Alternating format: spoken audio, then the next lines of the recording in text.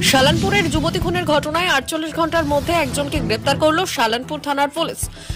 ধৃত মৃত যুবতীর সম্পর্কে ভিক্ষাদাতা হিসেবে পরিচিত। ধৃতের নাম লালটু চ্যাটার্জি, শালানপুর থানার বোলকুন্ডা গ্রামের বাসিন্দা বলে জানা গিয়েছে। গত বৃহস্পতিবার শালানপুর থানার মাধাই চক থেকে বোলকুন্ডা যাওয়ার রাস্তার পাশেই জঙ্গলের মধ্যে পড়েছিল মিঠু রায়ের অর্ধনগ্ন মৃতদেহ।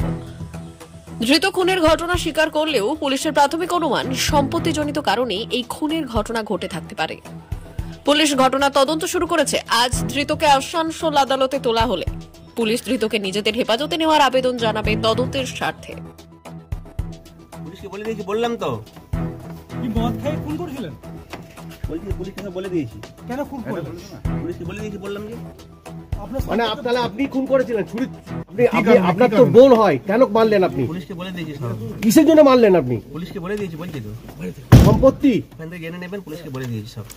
আপনি কি খুন করেছিলেন? হ্যাঁ করিস। কেন খুন করলেন? বলে দিয়েছি, পুলিশকে বলেছি তো। সম্পর্কে কে হয়? কে হয় আপনারও? সম্পর্কে বোন হয়।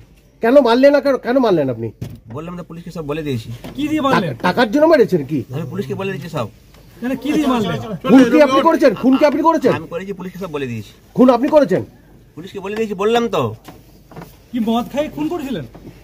বলছি পুলিশকে সব বলে দিয়েছি। কেন খুন করলেন? পুলিশকে বলে দিয়েছি, বললাম যে। আপনার মানে তাহলে আপনি খুন করেছিলেন? ছুরি কি অস্ত্র দিয়ে মেরেছিলেন? বলছি তো, সব পুলিশকে বলে দিয়েছি। বলছি আপনার কি নাম? একটু